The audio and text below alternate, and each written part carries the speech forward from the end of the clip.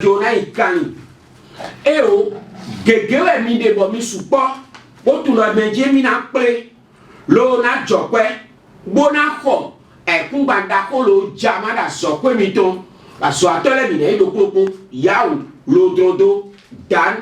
Immobilier Corporation tonti on play wa ebe dawawe na dogbenu atuno gbenu to dogbenu wasu dawawe dogbenu Alexandre Nicolo Azoton bo dogbenu to vito sile do wa mi kontam dawawe anayi propriétaire de Dan Immobilier Corporation Saldion qui a fondé canton ban yo robo meblo 350 000 domaine au cas de titre foncier wadi to isi mecho enivo ma jelen webo et ya do école primaire publique Zesanton Ganji ya o desubo wa foto de Dan Immobilier Corporation Saldion introduit ba de to isi mecho enivo 350 000 qui a fondé canton ban a une propriétaire d'introduire le Dan Immobilier Corporation Sal. Toriazo Wekada 350 000 et y a l'arrondissement Ganji. D'abord, oui, tu aussi les tout Ganji, mais des micros à son caméo. Donc, il y a des sous beaucoup de formiteurs Dan Immobilier Corporation Sal d'introduire, bah des métaux si métaux et niveau 350 000 pour un propriétaire. Ça vit 500 000 francs. Maternité au bout de flèche de domaine.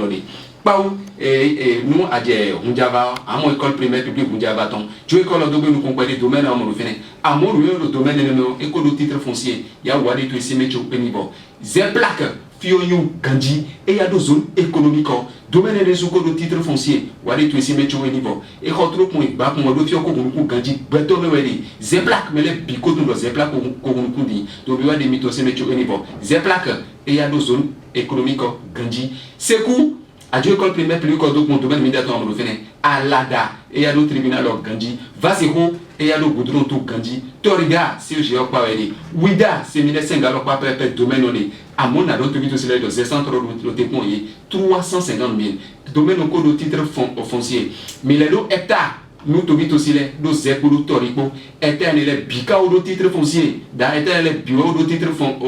foncier bois quoi et ton canyon Ganji bon ouais mais les d'avoir donc mon dieu aya zo kan baba bona azo ato tout le pour nous avec nous iton bois menace hectare ou bien au grisoa jouer ou bien au cani nous agriculture élevage bois menace hectare ou bien association des nous meilleur au bêta au peuple de mémini bon mi banado et tout au mitombe ya minasa hectare mi hectare pour le titre foncier do fite ka ze pour autorico à quoi est ton caillou con Ganji da mi lo fido se ka fois jaha da le fido se ka fois jaha zan de no ka fois di comme zeta tu as mon plaque mi ton état jodi filo Dan Immobilier Corporation Sal mais na ti men to vito le domaine ça mi de le bio huissier de justice au badron tu mi de mi ça do 110 000 azoro Dan Immobilier Corporation Sal huissier ko badron tu mi de mi ça bon bi azia quoi tu bois ho noter na blo manwe we men mi acte notarié Ganji wo bine bocho noter kana blo notarié to géomètre de levé topographique tu ton loué mais li akunu badoto kazera zo kwenu bela zo bo to vito sile et nous pas benio et nous yo do bonu ma dîner pifan ingénieur génie civil damana lo kala blembo 62 12 04 12 ndo 62 12 04 12 WhatsApp wodi 66 67 71 49 Daze Tchaki a foré quand on bande trop de Dan Immobilier Corporation Sal domaine au titre foncier bon o kwe e kwe dako mele kagba bo makado to me fia bo ka mo be mina zik bonazi so khaya yo nous mon canton c'est là le miton ouais mais la gestion locative de prestige bon mais quoi da gwele ko lieu immeuble yo appartement ko da la mide mais Dan Immobilier Corporation Sal do gérer bon ngo ka miton ma double propriétaire pour ni bazo ele moi le propriétaire petit c'est de l'autre que mi lo ko mon canton azo ko le pour misera pour ma comme miton lingbe di salaire mo Dan Immobilier Corporation Sal des micro bo beno jengin propriétaire la weno de aze ko de la miton ma belo date ba ko tu aller date 5 à date 10 gan ho mi de minezi a ko tu le compte me locataire sur quoi pour ma sur quoi pour quand propriétaire il va y compte tout mais bon à moi quoi tout le compte mais 2000 moi donc la donc tout aussi des budget c'est délai beaucoup un propriétaire moi le logique que zo pour le gestion locative de prestige ou propriétaire moi quoi tout lingbe di salaire mo Dan Immobilier Corporation Sal à moi il manque une application de dans mais les plus de application à moi qu'on télécharger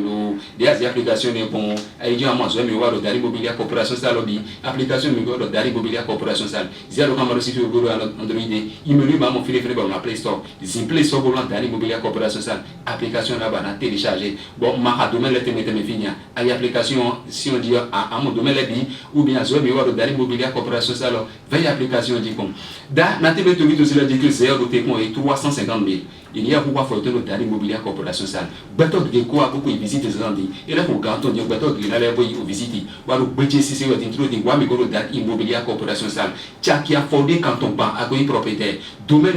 au titre foncier Z 350 000 qui a fondé quand on ban et il y a une école primaire publique au Gandhi Toriazo au Canada 350 000 au Savi 500 000 maternité au Goudou Paou Mujava Eko Gumukum Wari tu esime choni domaine au titre foncier Zeplak et contrôle pour base au domaine des sous au titre foncier et il y a une zone économique au Gandhi Zeplak domaine au titre foncier Wari tu esime choni c'est cool je école primaire publique au domaine militaire au faire à l'ADA et il y a le tribunal au Gandhi au Vasero et il y a le goudron au Gandhi Toriga si je vois pas Wida séminaire 5 alors pas PPP Z centre 350 000 domaine au cours de titre au foncier et l'école et il y a l'école primaire au public au 600 tonnes nous quand le domaine le meilleur de tout son aussi à son même et quoi et ça le ballon pour alidia donc wadi tu ici mettre au niveau fioko ou retrouve pour ba à son point Z centre 350 000 domaine au cours de titre au foncier Toria zo au Canada 350 000 et il y a l'arrondissement au Gandhi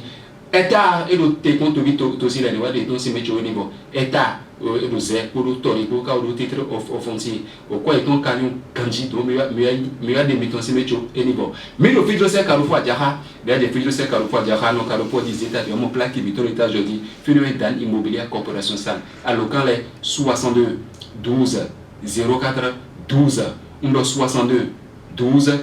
04 12 WhatsApp 66 67 71 49 Zin 66 Bozin 67 71 49 mais dès que nous avons casé la zone, nous avons tout aussi les nous pas venir tard et nous avons beaucoup de ingénieur génie civil.